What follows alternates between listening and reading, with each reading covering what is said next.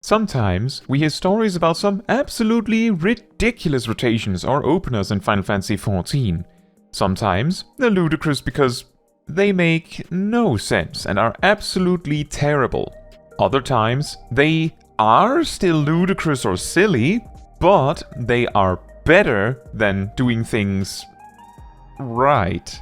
In this video, I want to talk about a few Dawntrail rotations that either were optimal, yet silly, or are still optimal and silly. I have 4 of these, and one that maybe is a bit of a tangential one, but I do hope you will still find them interesting to hear about. I would also love to hear about some ridiculous Dawntrail tricks you've seen in the comments. Number 1. Paint Thinner Pictomancer, also known as Non-Standard Pictomancer. This rotation was discontinued as a patch made it no longer possible. The origin of this rotation is based on 3 specific factors. The first one is that Water and Blue generates white paint, don't care that much about that one, and 25 palette gauge when used.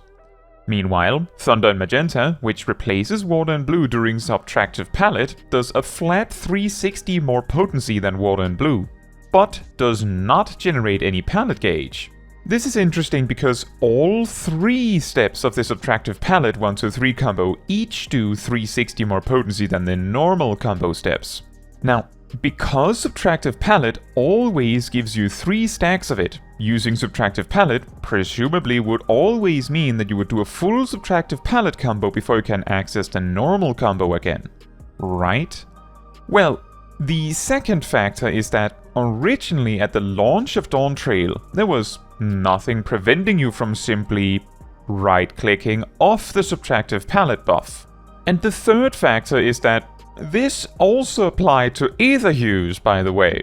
The buff that dictates what step in your 1-2-3 combo is coming up next. Both of these options, when you think about it, sound relatively tame, right? Why wouldn't you be able to right-click off these buffs? You put them there after all. It should be a loss to remove them. Right? Well, it is complicated. Strictly speaking, Paint Thinner Pictomancer was like around 1 or 2% stronger than normal Pictomancer and effectively required you to macro both a button to remove Aether Hues and a button to remove Subtractive Palette, so that you could adjust on the fly. The primary ways this manifested, but not necessarily the only ways, was to either use Stone in Yellow, remove Aether Hues, and then Blizzard and Cyan into Stone in Yellow so that you both got full value out of the Subtractive Palette, but also get to have Water and Blue as your immediate follow-up combo step. Or, alternatively, simply use Blizzard and Cyan, Stone in Yellow, and then remove Subtractive Palette so you could use Water and Blue. Compare this to the normal loop, where you have to do 2 full 1-2-3 combos to get 1 Subtractive Palette combo. With the Paint Thinner sequence, you instead only need to do 4 total regular combo steps before you get another Subtractive Palette. This was especially relevant due to Comet in Black. Each Subtractive Palette represented up to 4 360 potency gains, and also 3.2 seconds of extra GCD time combined, I suppose. Now, with all that said, implementing just these tricks in a vacuum is not necessarily a damage gain on their own, so there's a bit more to it than that. However, it is funny to know that being able to right-click off these buffs actually led to a non-standard rotation that was actually ever so slightly better than a normal rotation. And this also conveniently explains why you now cannot click off these buffs anymore. In contrast, get it? The Monochrome Tones buff that enables Comet in Black can still be right-clicked off because you actually have no reason to want to do that, as there's no possible benefit to it. Interestingly, an alternative way they could have removed the interest in this Paint Thinner style rotation would have been to make Thunder and Magenta also produce palette gauge, but this would mean over 50% of your combo would be in Subtractive Palette by default. Or they could have made it so the Subtractive Palette combo worked on its own separate type of Aether Hues, so you have to do a Blizzard, Stone, Thunder combo, and then you can continue through your regular combos. A third option would also be to just really load up Thunder and Magenta with more potency so you really don't want to lose out on it. But Pictomancer didn't exactly need any damage buffs at the time of this change, to put it mildly. Number 2.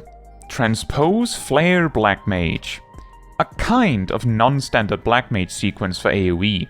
This rotation was figured out as early as when tooltips were revealed with the media tour for Dawntrail, and while it was competitive with doing the rotation properly, it wasn't exactly better without the help of triple cast.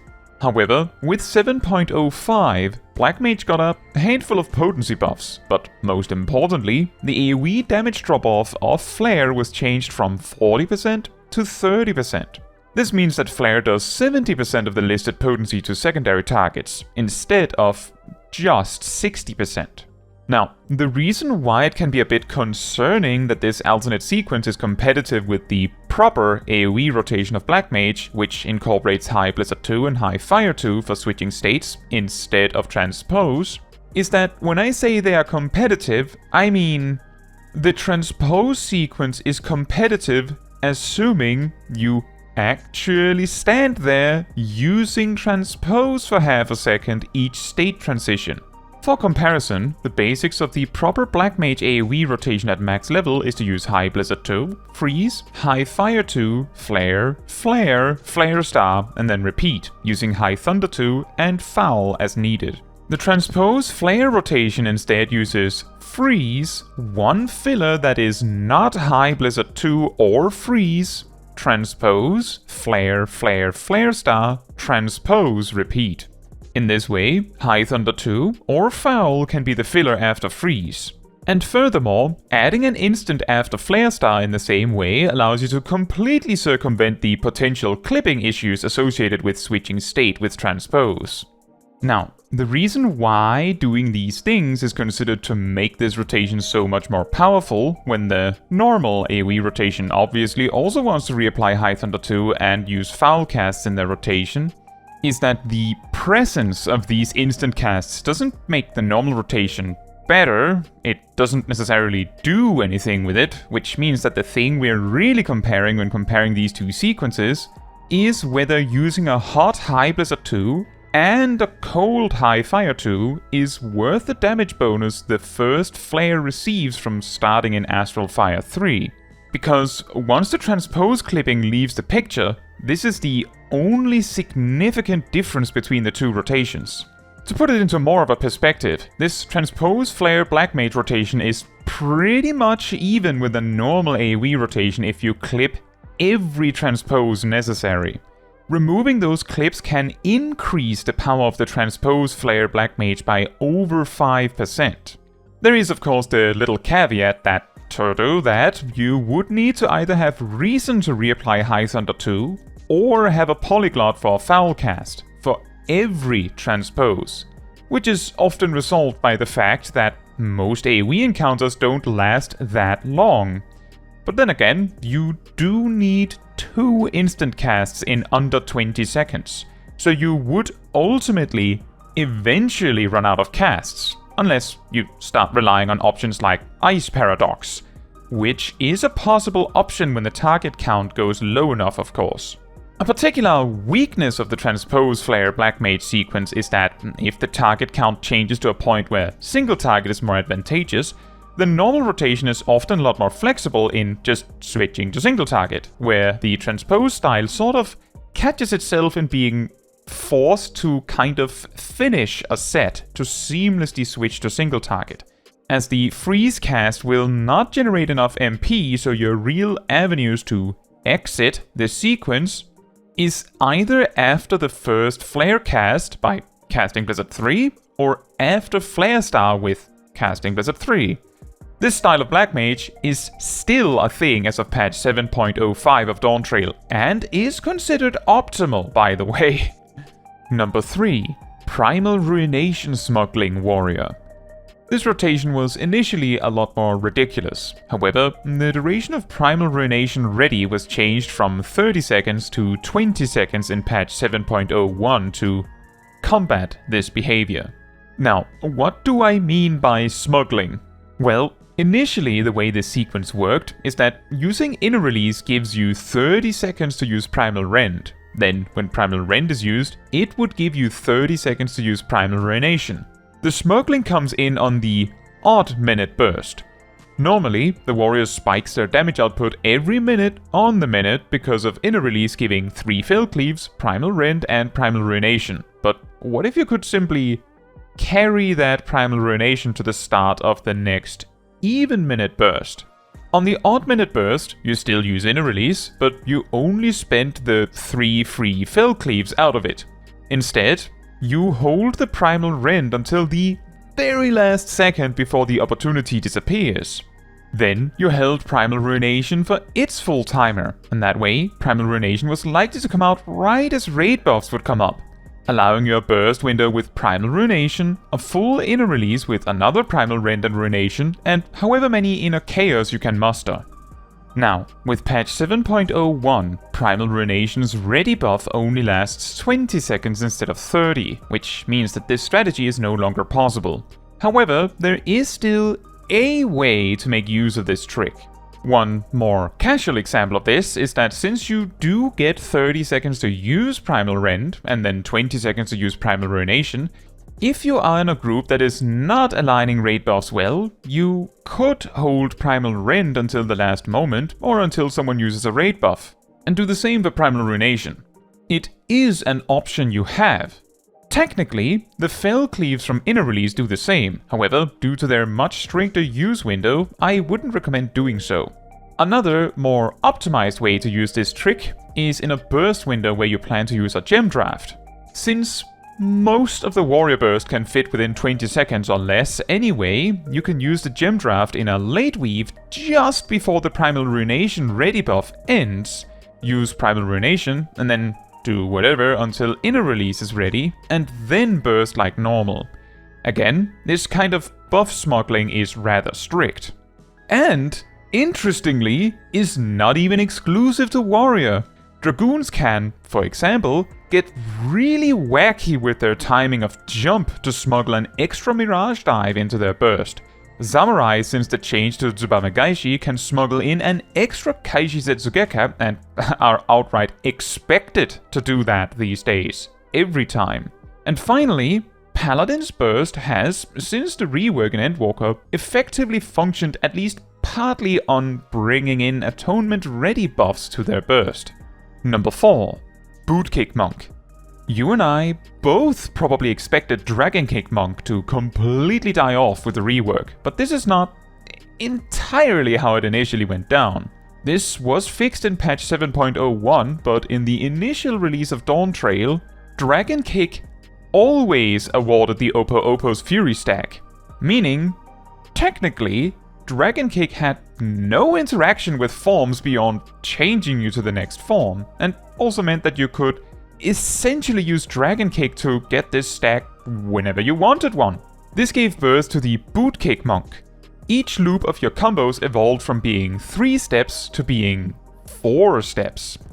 Dragon Kick, Twin Snakes or Rising Raptor, Demolish or Pouncing Quirrell, Leaping Oppo, also known as Bootshine, and then you repeat. Yes, with Dragon Kick first again. The potency gained from being able to finish every set with a critical hitting Bootshine was simply too good to pass up. This gets even sillier when you recognize all the times in the rotation where you get form shift. Every time you had the option to, Leaping Oppo for critical damage with the Fury stack, and then afterwards without the form for it, Dragon Kick to prepare the next Leaping Oppo, which did cause a comedic majority of the rotation to boil down to just Dragon Kicks and Leaping Oppos. This was eventually fixed by making it so that Dragon Kick only awards the Opo's Fury stack, if in the appropriate form for it. Now, an interesting anecdote to this is that in the level range of 50 to 59 for Monk, where you do have Perfect Balance, but not Masterful Blitz, Perfect Balance is a rather awkward cooldown to use, as it sort of ends rather abruptly and just dumps you back to the very start of your rotation with no form at all. So there is a solid question about whether there even is a point to using it at all. It probably is worth it. Those critting Bootshines are pretty sweet, but during the initial launch of Dawntrail, because Dragon Kick didn't actually require a form to be optimal, you always had that to fall back on after a Perfect Balance set. The reason this problem occurs for monks in this level range is because the Formless Fist effect is awarded by the Masterful Blitz attack at the end, not Perfect Balance. Number 5. Viper's Triple Reawaken and Noxious Gnash. Before patch 7.05, Viper worked a bit differently. Reaving Fangs was named Dreadfangs, Reaving Maw was named Dreadmaw, Vicewinder was named Dreadwinder, and Vice Pit was named Pit of Dread. All 4 attacks also applied 20 seconds of a debuff known as Noxious Gnash that increased damage taken from the Viper by 10%. This could be extended with further applications up to a maximum of 40 seconds. At this time, the interaction that Steel Fangs and Reaving Fangs have of boosting each other did not exist yet either, and Dread Fangs did significantly less damage than Steel Fangs. This meant that a major part of the rotation was about maintaining Noxious Gnash on your target with Dreadwinder as much as possible to minimize the amount of uses of Dread Fangs as possible. However, because of this interaction, and the fact that this debuff capped at 40 seconds, your buffs capped at 40 seconds, and the finisher venoms only lasted 40 seconds, it led to one rather funny observation. While, with a combination of Serpent's Ire and a full gauge, it is possible to perform 3 full Reawaken combos back to back. Each one would take approximately 11.2 seconds from start to finish. 3 in a row would add up to 33.6 seconds, and well, with all those timers lasting 40 seconds each, it was guaranteed that something would run out if you actually tried to do 3 in a row, leading to a bigger loss than any potential gain could be worth. This meant that, while it sounded awesome to do, it was like a trap, because it would ultimately circle back around and bite you. Why would you do 3 Reawakens in a row when 2 would easily fill out the burst window? Well, gem drafts last 30 seconds, so there could be a benefit there. Late weave after the first Reawaken, maybe? Now, with the way Viper works now, your starter and finisher buffs last 60 seconds, so those are generally safe as long as you don't actively go out of your way to stay away from them for way too long. And if you initiate this triple Reawaken burst after setting up your buffs with a Vicewinder combo, you can almost make it back around and reapply your buffs in time with another Vicewinder combo sequence. Almost! Anyway, maybe with some skill speed, this could work, but it is probably for the best to just use something like Uncoiled Fury for the remainder of your gem draft. However, it is funny how this change to the job seems to almost sort of enable this kind of ridiculous spam of resources, isn't it? So, do you know of any ridiculously silly rotations, openers or burst tricks? Whether they're old and outdated or a more recent find, I would love to hear about them in the comments. Now, that is all for this video. Thank you so much for watching. If you would like to support me and my channel more directly, you can become a member like these wonderful people here. You can also alternatively support me through Ko-Fi, link in the description. You can also support the channel by letting the YouTube algorithm know by liking the video, leaving a comment, subscribing, sharing, and hitting the bell to get notified when next I post a video. Fun fact, Pictomancer's Rainbow Trip is a rather unique spell with a wild 4-second cast time and 6-second GCD, intended to be used to open fights with. However, when affected by the Rainbow Bright from Starry Muse, Rainbow Trip is reduced to be an instant spell with a normal GCD. However, this isn't done by making Rainbow Drip's base GCD 2.5 seconds and then adding spell speed. Oh no.